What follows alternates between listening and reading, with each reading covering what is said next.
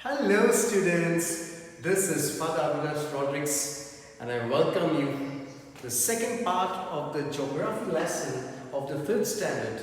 The name of the lesson is Political Natural Divisions in Goa.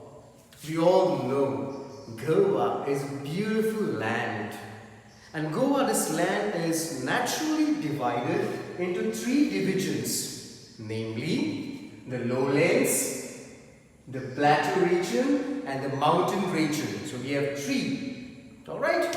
So this is, you can see this beautiful drawing. You will not find this drawing in your textbook, but I have imagined and I have drawn this for your better understanding. Let's move on. The first we have is lowlands. What do you mean by low? Low is something down. And all the lands which are low, they are called as lowlands. You see this lowlands? What do you find here? You find your water. The blue color what I have done is water. And water signifies we find beaches in Goa. So all the beaches which you find in Goa, beaches, okay, wherever the Anjuna, Kolva, all these beaches we find here in lowlands, okay. We also find in lowlands the springs. The springs means you must have seen the water which gushes down from the mountain and people go, the tourists go to drink that water because that water is very medicinal. People even go to their bath. So we also find something called as springs which are very medicinal.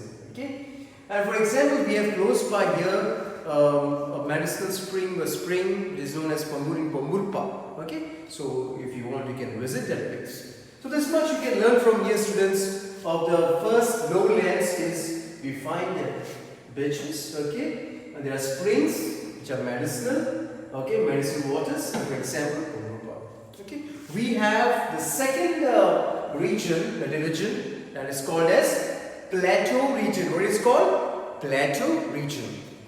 You see, this is called as plateau region, okay. This is called as plateau region, okay. Now plateau region, where exactly it's located between the lowlands and the, what is called this mountain region. Okay.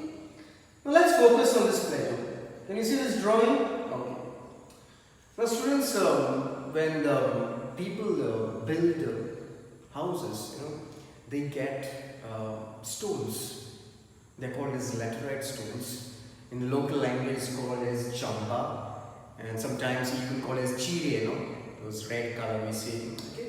Those houses, those stones here, can you see this? Stones? Yes. The stones are used, these laterite stones are used to build houses. Okay.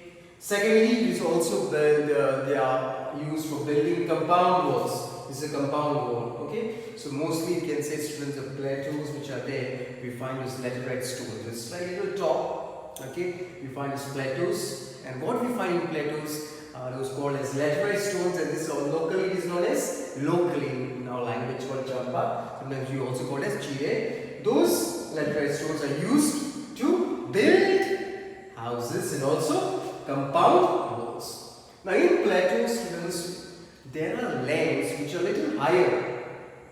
Okay, which are high. You see this land I have drawn, this is quite high, and that's why it is called as headlands. In height, it's very high. It's like outside, this land is little outside in the sea.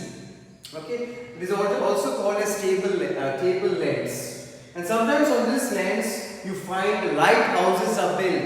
Lighthouses where they show the way. You can go and see Agwat. Okay, there is a tableland. It's also called headlands where this lighthouse is built a bit inside the sea. Okay, those are called as headlands or tablelands. Next we have the mountain region, the last division we have the mountain region. Now this is, you see the mountain region, there is a lot of steep. There is a lot of steep, when we go to Maharashtra, when we go by bus. I have traveled by bus, there is a lot of steep. Okay, and sometimes you get scared because by chance if the bus goes inside there's a steep, there's a big mountain, it's called a mountain. And now, you see this bus, sometimes they're mostly people used for traveling, okay, a few people stay, not many people reside or stay in these places, okay. There are sometimes gaps in between between the mountains, those gaps are called as passes. Okay, and those regions which are very high and steep, those are called as ghats. Ghats region they are called as. There are many ghats. Okay, one example we can learn is Chole Ghats. Okay, we also have seen Dulsagar, right? Dulsagar, the water flow. Okay, the waterfalls. This waterfalls actually is in mountain region. Okay, so this is how you can take the picture, you can draw on your notebook, and this is how we have to study. Thank you.